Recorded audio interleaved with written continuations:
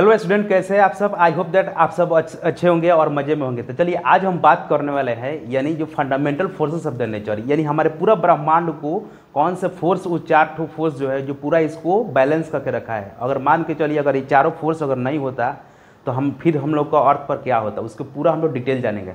जैसे मान के चलिए यहाँ पर ये मार्कर है, अगर यहाँ पर ग्रेविटी नहीं होता तो क्या होता है, तो ये मार्कर को अगर फेंकते तो ये चारों तरफ फ्लोट करता है। तब कैसा लगता है, अजीब सा लगता है ना यहाँ से। तो ये एक इंटरेस्टिंग फैक्ट है ना। तो चलिए उसी तरफ यहाँ से बात करेंगे। यहाँ पर जैसे मान के चलिए अगर ग्रेविटेशनल फोर्स को अगर हटा दिया जाए तो फिर क्या होगा, कि यहाँ पर एक अच्छा क्वेश्चन है कि अगर अर्थ और सन के बीच ग्रेविटेशनल फोर्स ना होगा तो फिर क्या होगा, तो हमारा अर्थ जो है ये प्लानट जो है कहीं बहुत दूर चला जाता है, यानी बहुत दूर, और वहाँ पर जाकर इसका एक अलग इसका ये हो जाता है। तो यानी पूरा इस सिस्टम को, पूरा अर्थ के सिस्टम को, यूनिवर्स को बैलेंस करके चलाने के लिए इस चार फंडामेंटल चीज़ को ज़रूरत पड़ेगा, यानी सॉरी चार फंडामेंटल फोर्स को, उसको हम लोग एक बाय एक करके हम लोग उसको एक्सप्लेन करेंगे। अब देखिए, तो सबसे पहले हम लोग बात करेंगे यहाँ से कि वो चार फंडामेंटल फोर्स क्या है, उसको देखेंगे यहाँ से। अब देखिए, तो पहला जो चारों में आता है ग्रेविटेशनल फोर्स, उसको देखेंगे कितना स्ट्रांग है। चलिए अब हेडिंग डालते हैं यहाँ से ग्रेविटेशनल फोर्स। पहला number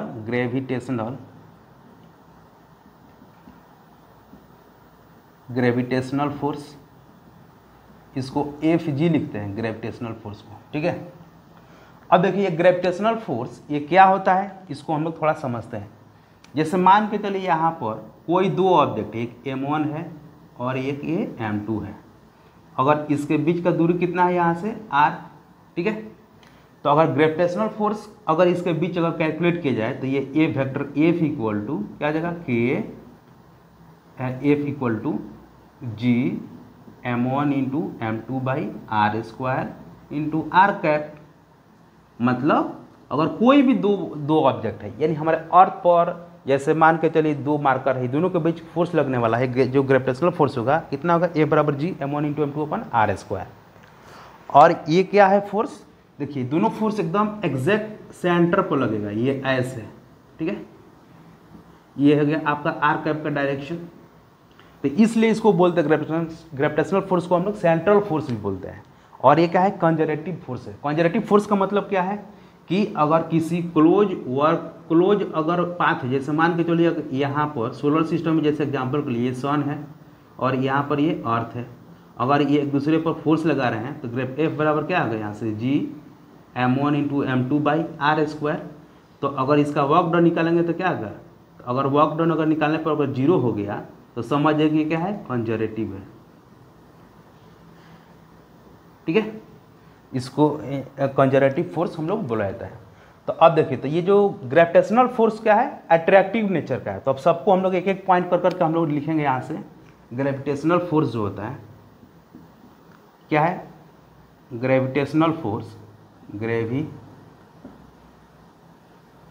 gravitational force attractive nature का होता है।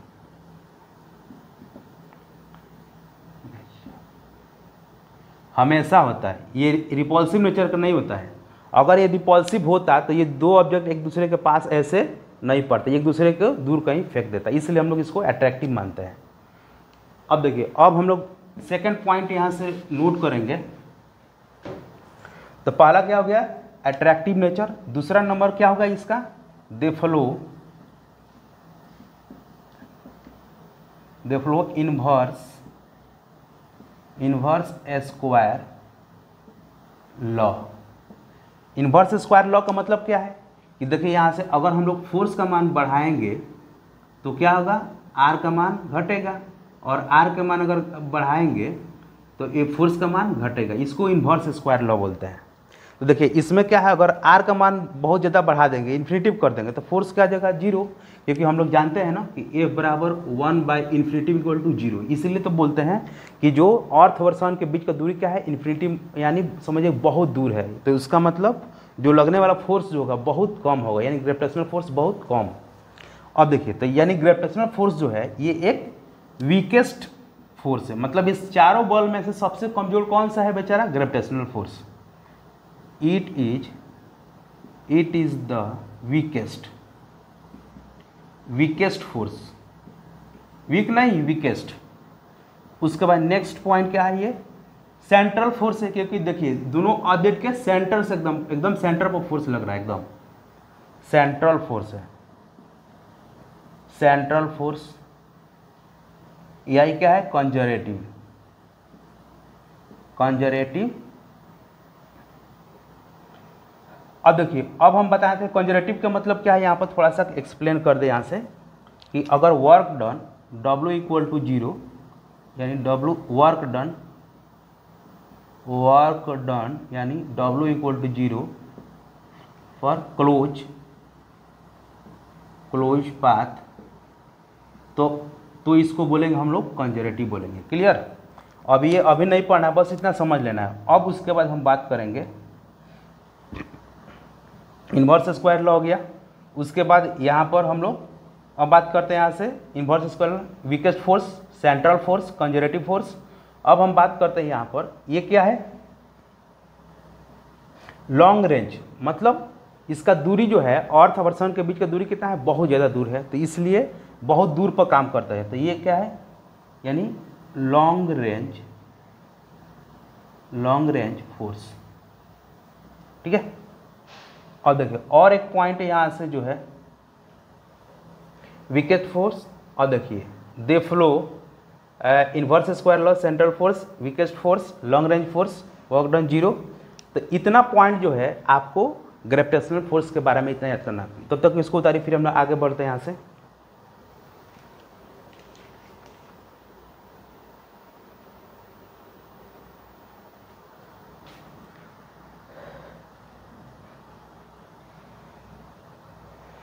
और इसमें एक पॉइंट यहाँ से जोड़ लेंगे, यहाँ से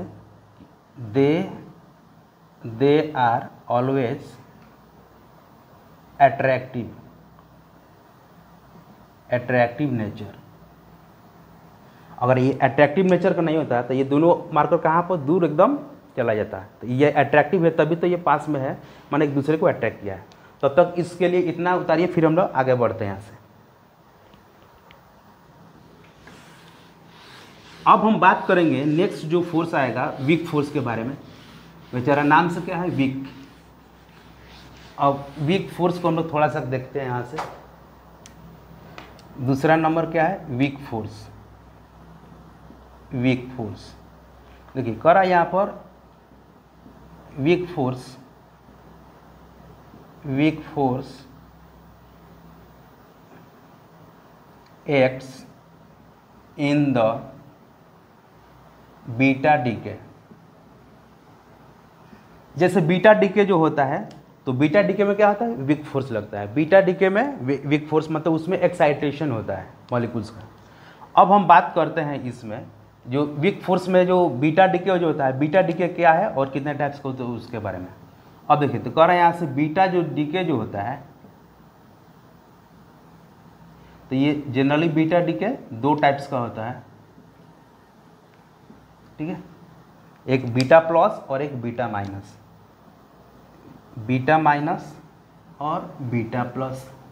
अब देखिए बीटा माइनस में क्या होता है, अगर कोई एलिमेंट है, जैसे मान के चलिए एक्स जेड ए, अगर यहाँ से बीटा माइनस हो रहा है तो ये वाई, इसमें एक इंक्रीज हो जाएगा, इसका मास नंबर और प्लस 1 इलेक्ट्रॉन निकलेगा और प्लस 1 एंटी न्यूट्रिनो निकलेगा। अब देखिए यहाँ पर समझने वाली बात क्या है, एक एटॉमिक नंबर जेड है और यहाँ पर एक इंक्रीज हो जा रहा है, और यहाँ पर क्या निकल रहा है, ये इलेक्ट्रॉन है, ये इलेक्ट्रॉन है, और एक क्या है, एंटी न्यूट्रिनो। ये एंटी न्यूट्रिनो क्या है, तो ये बहुत सा यानी सब यानी फंडामेंटल पार्टिकल्स है यह सब। अब हम बात करते हैं इस पर, एक एग्जांपल ले लेते हैं। जैसे एग्जांपल के लिए, जैसे मान के चलो बोरोन है, बोरोन का यहाँ पर कितना गया, यानी 5, तो ये बोरोन हो गया यहाँ से, तो ये क्या हो जाएगा, कार्बन, यानी C612 प्लस 1 इलेक्ट्रॉन और प्लस 1 एंटी न्यूट्रिनो। तो ये इसका एग्जाम्पल है। तब तक इसको उतारिए, फिर हम आगे बढ़ते हैं यहाँ से।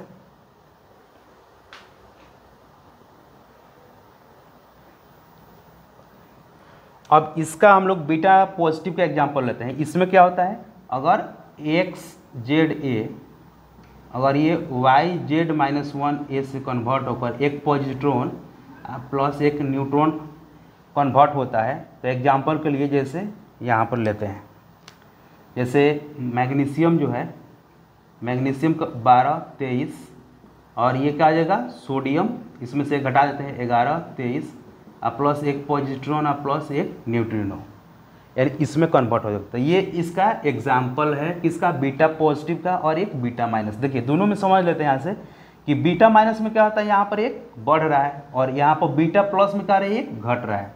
तो इसका मैग्नीशियम से वो सोडियम में हो जा रहा है और ये बोरोन से कार्बन में कन्वर्ट हो जा रहा है।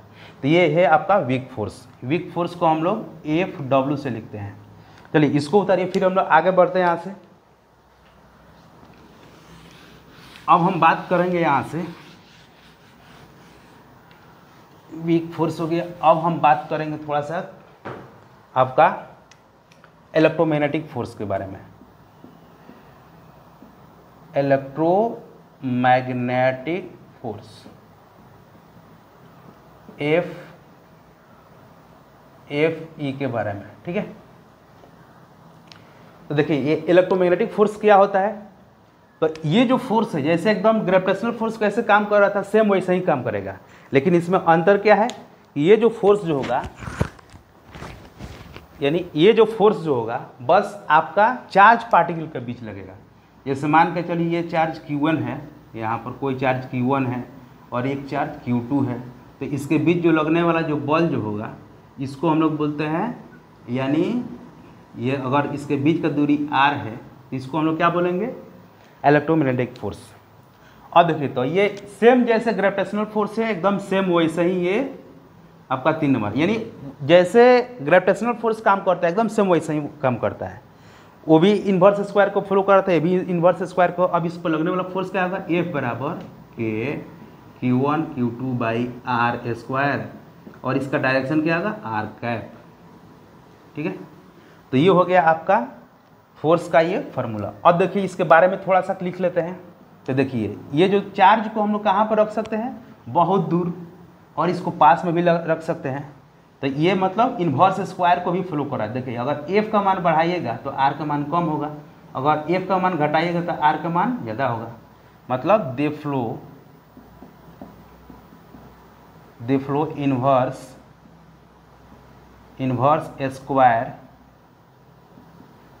Square law. उसके बाद ये किसको फ्लो कर रहा है, ये लॉन्ग रेंज फोर्स।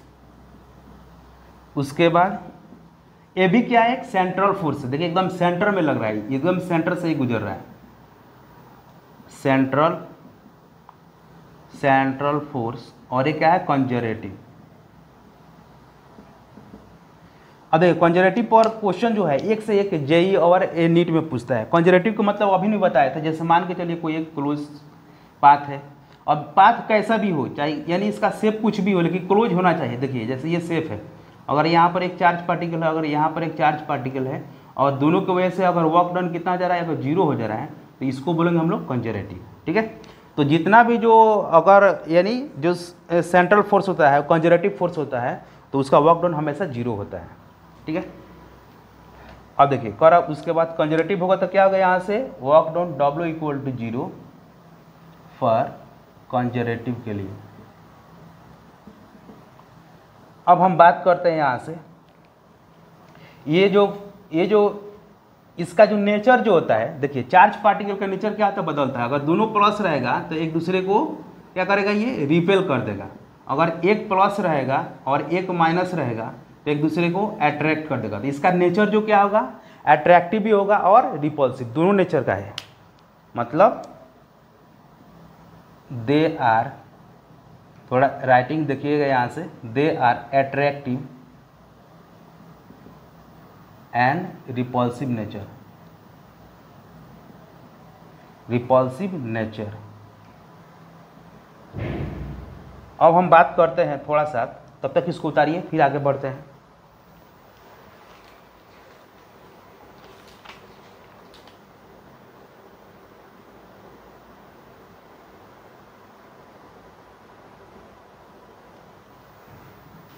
अब देखिए अब हम बात करते हैं एक पॉइंट कि इट इज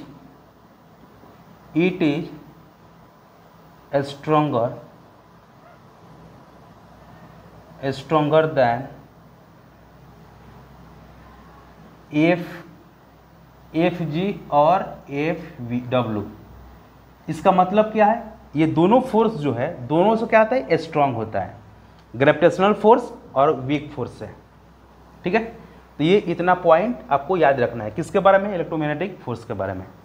अब उसके बाद लास्ट जो फोर्स होगा उसको थोड़ा सा देख लेते हैं, तब तक इसको उतारिए, फिर हम लोग इसको इरेज करते हैं।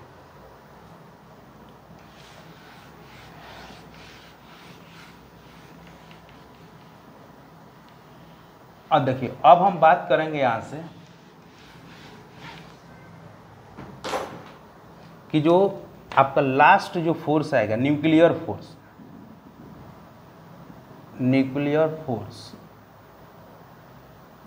एफ न्यूक्लियर कह रहा है, न्यूक्लियर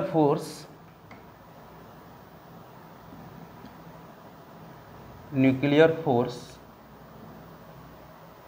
एक्ट बिटवीन न्यूक्लियंस। अब देखिए ये न्यूक्लियर फोर्स कहाँ लगता है, तो ये न्यूक्लियर फोर्स होता है न्यूक्लियंस के बीच लगता है। न्यूक्लियंस क्या होता है, तो जैसे मान के चलिए ये कोई एक एटम्स है, सेंट्रल पार्ट में क्या आता है, प्रोटॉन प्लस न्यूट्रॉन्स और इलेक्ट्रॉन का रिवॉल्व होता है। तो इसके बीच जो है फोर्स, हम इसके बीच किसके बीच, तो इस न्यूक्लियन के बीच लगता है। न्यूक्लियन किसको बोलते हैं, तो न्यूक्लियंस प्रोटॉन और न्यूट्रॉन को बोला जाता है, इलेक्ट्रॉन को नहीं बोला जाता है। तो इसके बीच जो लगने वाला फोर्स जो होता है वो न्यूक्लियर फोर्स होता है। और ये जो फोर्स जो होता है एकदम, ये न्यूक्लियंस काफ़ी एकदम क्या होता है, पास में क्लोज पैक होते हैं और उनको हटाने के लिए बहुत ज़्यादा फोर्स की जरूरत पड़ता है।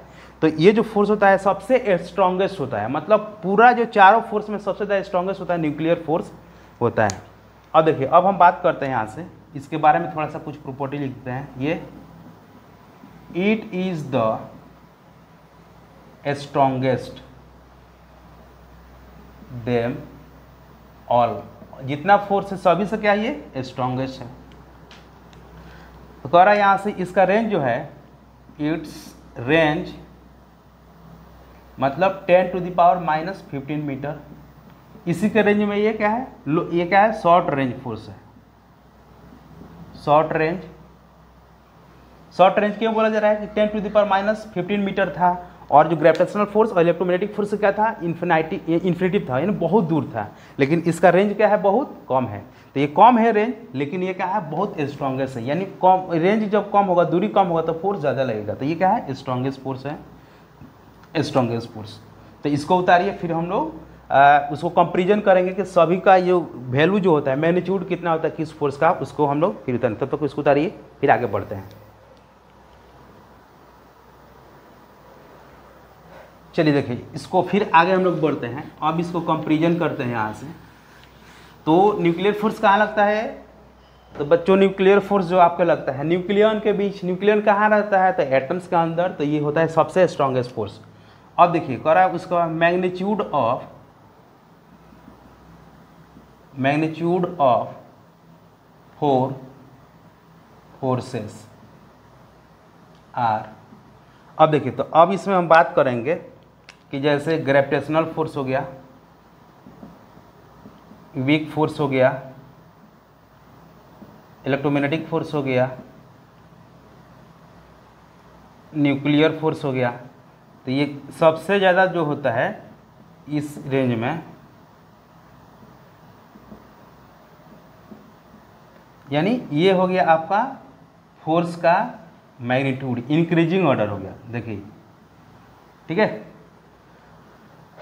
अब देखिए, तो इसमें जो है, यानी आपका सबसे ज़्यादा कौन सा स्ट्रॉन्गेस्ट फोर्स है इसमें, तो सबसे ज़्यादा यानी जो स्ट्रॉन्गेस्ट फोर्स क्या है, न्यूक्लियर फोर्स। देखिए, ये है electromagnetic force, weak force, gravitational force. इसको हम लोग ऐसे भी लिख सकते हैं यहाँ पर 10⁻0, 10⁻25, 10⁻36, 10⁻38। मतलब ये इंक्रीजिंग ऑर्डर है, इंक्रीजिंग ऑर्डर ऑफ फोर्स। तो देखिए, तो ये आपका यानी फोर्स का जो इंक्रीजिंग ऑर्डर जो है चारों का, ये पूरा इसमें डिटेल। तो इस वीडियो और लेक्चर में यानी चारों हम लोग फोर्स को पूरा अच्छा से हम लोग समझ लें यहाँ से। तो समझिए कि पूरा फिजिक्स को, ये पूरा जो हमारा यूनिवर्स में चार फोर्स को ही हम लोग यहाँ पर इमेजिन करते हैं। हमारे चार फोर्स बहुत यानी क्या है, यहाँ से बहुत वाइटल्स फोर्स है। तो अगर नए स्टूडेंट है प्लीज़ चैनल को सब्सक्राइब कर ले ताकि नोटिफिकेशन यहाँ से मिल सके। और फिर हम लोग बात करते हैं यहाँ से कि कोई भी अगर क्वेरीज है यानी वीडियो से रिलेटेड तो आप कमेंट